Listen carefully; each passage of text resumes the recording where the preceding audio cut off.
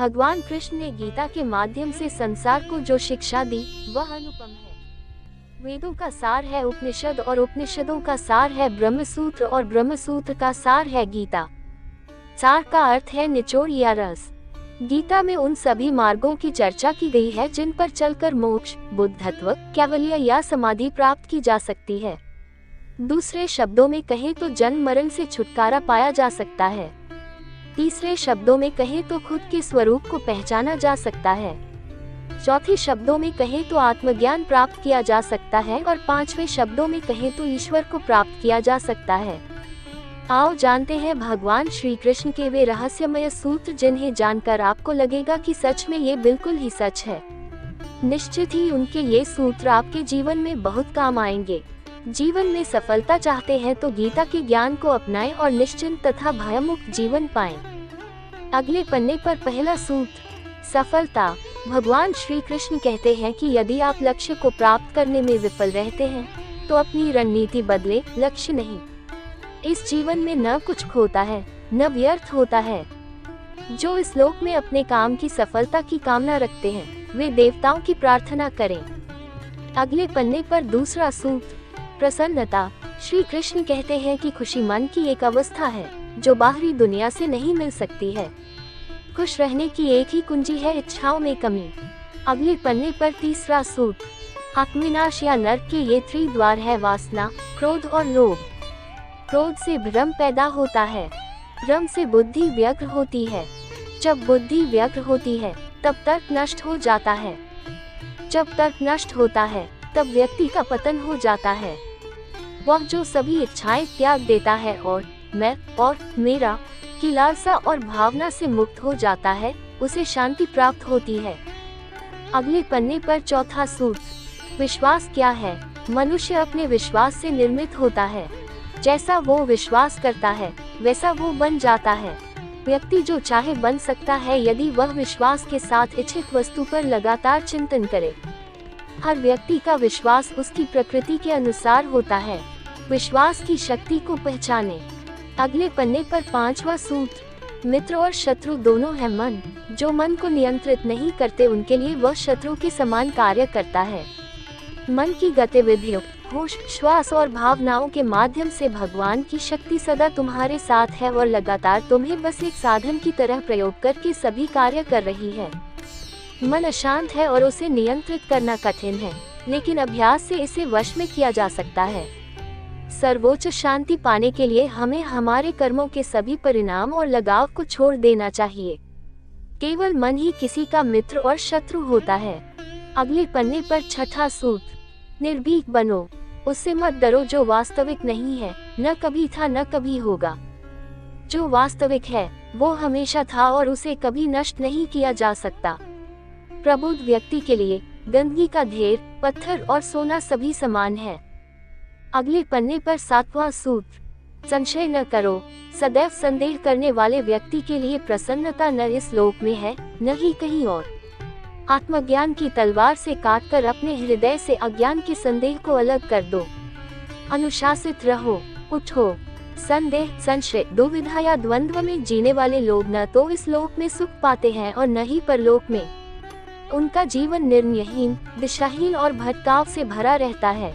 अगले पन्ने पर आठवां सूत्र, आत्मा न जन्म लेती है और न ही मरती है। जन्म लेने वाले के लिए मृत्यु उतनी ही निश्चित है जितनी कि मृत होने वाले के लिए जन्म लेना। इसलिए जो अपरिहार्य है उस पर शोक मत करो। न कोई मरता है और न ही कोई मारता है, सभी निमित्त मात्र हैं। सभी प्राणी जन्म से पहले बिना शरीर के थे, मरने के उपरांत वे बिना शरीर वाले हो जाएंगे। ये तो बीच में ही शरीर वाले देखे जाते हैं, फिर इनका शोक क्यों करते हो। यह आत्मा किसी काल में भी न जन्मती है और न मरती है, अथवा न यह आत्मा होकर के फिर होने वाली है, क्योंकि यह जन्मी, नित्य, शाश्वत और पुरातन है। शरीर के नाश होने पर भी यह नष्ट नहीं होती है। कभी ऐसा समय नहीं था जब मैं, तुम या ये राजा महाराजा अस्तित्व में नहीं थे, न ही भविष्य में कभी ऐसा होगा कि हमारा अस्तित्व समाप्त हो जाए।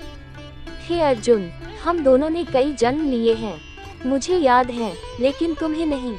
अगले पन्ने पर नौवां अमृत सूत्र, कर्मवान बनो। निसंदेह कोई भी मनुष्य किसी भी काल में क्षण मात्र भी बिना कर्म किए नहीं रहता, क्योंकि सारा मनुष्य समुदाय प्रकृति जनित गुणों द्वारा परवश हुआ कर्म करने के लिए बाध्य किया जाता है।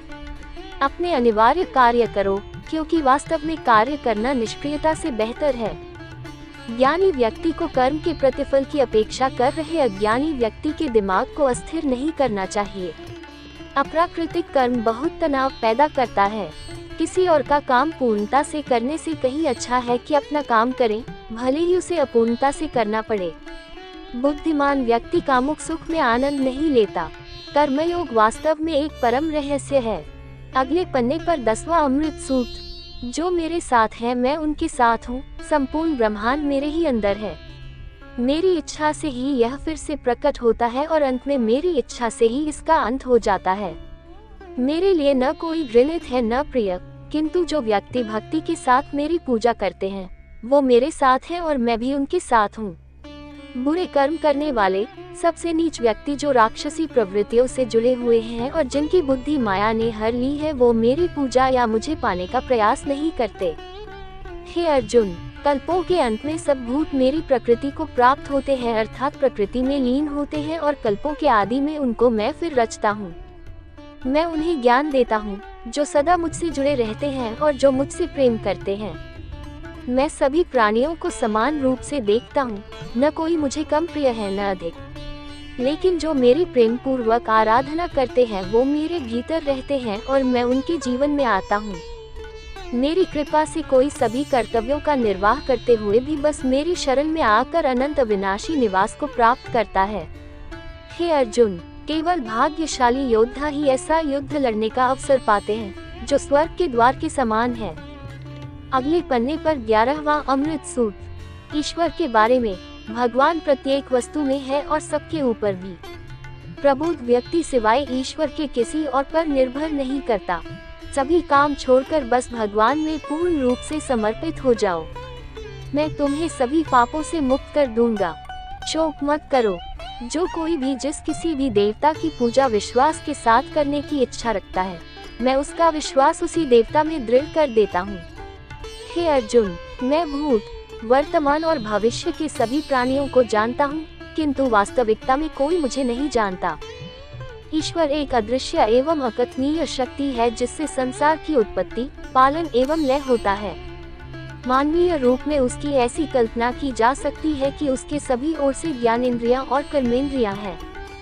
सर्वत पनिपादमैस, वह समय समय पर संसार में धर्म की पुनर्स्थापना के लिए सगुण रूप में अवतरित होता है।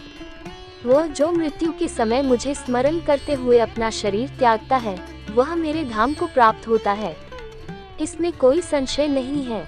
वे जो इस ज्ञान में विश्वास नहीं रखते, मुझे प्राप्त किए बिना जन्म और मृत्यु के चक्र का अनुगमन करते रहते हैं। भगवान कृष्ण ने गीता के माध्यम से संसार को जो शिक्षा दी,